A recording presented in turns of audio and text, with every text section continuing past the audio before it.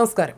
ഗാന്ധിവധത്തിൽ ഹിന്ദു മഹാസഭയ്ക്കൊപ്പം കോൺഗ്രസിനെയും വിമർശിച്ചു കുറിച്ച വിവാദ പോസ്റ്റിന് പിന്നാലെ എഴുത്തുകാരി KR മീരയുടെ മറ്റൊരു പ്രസ്താവനയും വിവാദത്തിൽ. ഷാരോൺ രാജ് വധക്കേസുമായി ബന്ധപ്പെടുത്തി നടത്തിയ പ്രസ്താവനയാണ് വിവാദമായത്. സമൂഹ മാധ്യമങ്ങളിലടക്കം മീരയുടെ പ്രസ്താവനയ്ക്കെതിരെ വ്യാപക വിമർശനം ഉയരുന്നുണ്ട്. കോഴിക്കോട് നടന്ന കേരള ലിറ്ററേച്ചർ ഫെസ്റ്റിവലിലെ സംവാദവേദിയിലായിരുന്നു മീരയുടെ വിവാദ പ്രസ്താവന.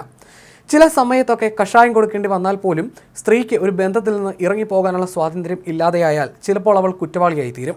ഈ കുറ്റകൃത്യത്തിലേക്ക് അവളെ നയിക്കാതിരിക്കുക എന്നുള്ളത് ഈ പറഞ്ഞ എല്ലാം തികഞ്ഞ കാമുകന്റെ കടമയും കർത്തവ്യവുമാണ്. അത് ചെയ്യാതിരിക്കുമ്പോഴാണ് പ്രശ്നമെന്നായിരുന്നു KR മീര വേദിയിൽ പറഞ്ഞത്. ഈ പ്രസ്താവനയാണ് വ്യാപക വിമർശനത്തിനിടയാക്കിയത്. മീരയുടെ പുരുഷവിരോധമാണ് വാക്കുകളിലൂടെ പുറത്തു വന്നതെന്നാണ് ഉയരുന്ന വിമർശനം. പ്രസ്താവനയ്ക്കെതിരെ കോൺഗ്രസ് നേതാവ് KS ശബരിനാഥൻ രംഗത്ത് വന്നു. അദ്ദേഹത്തിന്റെ പോസ്റ്റ് ഇങ്ങനെയാണ്: ഈ തലമുറ കണ്ടിട്ടുള്ള ഏറ്റവും ക്രൂരമായിട്ടുള്ള ഒരു കൊലപാതകമായിരുന്നു ഷാരോൺ വധക്കേസ്. കേസിലെ മുഖ്യപ്രതി ഗ്രീഷ്മയെ കീഴ്ക്കോടതി പരമാവധി ശിക്ഷയും നൽകി. കഴിഞ്ഞ ദിവസം കോഴിക്കോട് KLF വേദിയിൽ ചിരിച്ചുകൊണ്ട് എന്ത് ലാഘവത്തോടു കൂടിയാണ് പ്രമുഖ എഴുത്തുകാരി KR മീര ഈ വിഷയത്തിൽ സംസാരിച്ചത് എന്ന് ഒന്ന് ശ്രദ്ധിക്കും.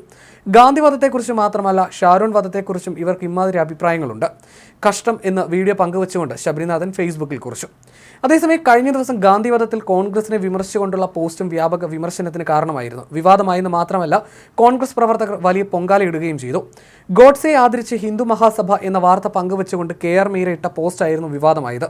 എഴുത്തുകാരി സുധാ മേനോനും T സിദ്ദിഖ് MLAയും അടക്കമുള്ളവർ മീരയുടെ പോസ്റ്റിനെ വിമർശിച്ചതിന് പിന്നാലെ എഴുത്തുകാരൻ ബെന്യാമീനും എതിർപ്പുമായി രംഗത്തെത്തി. ഇതോടെ ബെന്യാമീനും മീരയും തമ്മിലായിരുന്നു കൊമ്പ് കോർക്കൽ.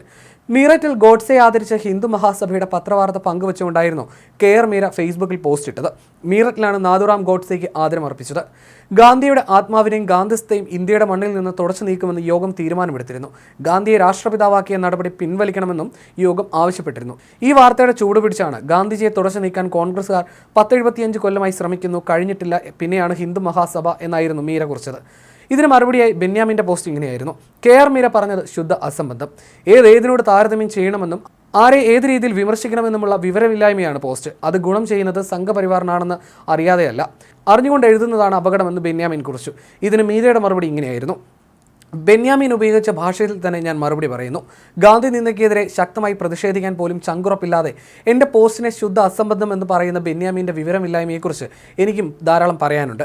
എന്നെ സംഘപരിവാറായി അവതരിപ്പിക്കാനുള്ള ബെന്യാമിൻ്റെ ശ്രമം സംഘപരിവാറിനെ സഹായിക്കാനുള്ള പദ്ധതി മാത്രമാണ്. അന്നും ഇന്നും എൻ്റെ നിലപാടുകളിൽ നിന്ന് ഞാൻ അണുവിട മാറിയിട്ടില്ല. ഞാൻ ഒരു രാഷ്ട്രീയ പാർട്ടിയുടെയും അപ്പകഷ്ണങ്ങൾ മോഹിച്ച് പ്രസ്താവന നടത്തിയിട്ടില്ല. എന്നെ വിമർശിക്കുന്നത് വഴി കോൺഗ്രസ്സുകാരെയും സംഘപരിവാറുകാരെയും സുഖിപ്പിച്ച് അവരിൽ നിന്ന് കിട്ടാനുള്ള അപ്പകഷ്ണങ്ങൾ കൂടി പോരട്ടെ എന്നാണ് ബെന്യാമിൻ്റെ നിലപാടെന്ന് തോന്നുന്നു. ഞാനാണ് മഹാപണ്ഡിതൻ, ഞാനാണ് മഹാമാന്യൻ, ഞാനാണ് സദാചാരത്തിൻ്റെ കാവലാൾ എന്നൊക്കെ മേനി നടിക്കുന്നത് കൊള്ളാം. കൂടുതൽ എഴുതുന്നില്ല എന്ന് മീര ഫേസ്ബുക്കിൽ കുറിച്ചു. എഴുത്തുകാർക്ക് പുറമെ കോൺഗ്രസിൻ്റേതടക്കം രാഷ്ട്രീയ നേതാക്കളും മീരയുടെ പോസ്റ്റിനെ വിമർശിച്ചു.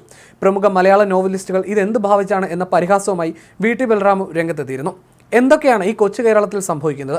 ഈ പ്രമുഖ മലയാള നോവലിസ്റ്റുകൾ ഇതെന്ത് ഭാവിച്ചാണ്? ഒന്നുമല്ലെങ്കിലും സംഘപരിവാറിന് വിദൂരമായി പോലും വിജയസാധ്യതയില്ലാത്ത തൃത്താല പോലുള്ള ഏതെങ്കിലും മണ്ഡലങ്ങളിൽ ഒരുമിച്ച് തിരഞ്ഞെടുപ്പ് പ്രചാരണം നടത്താനുള്ളവരാണ് നിങ്ങളെന്ന് മറന്നു പോകരുത്. 2026 ഇങ്ങ് അടുത്തെത്താനായി എന്നും VT ബൽറാം ഫേസ്ബുക്കിൽ കുറിച്ചു.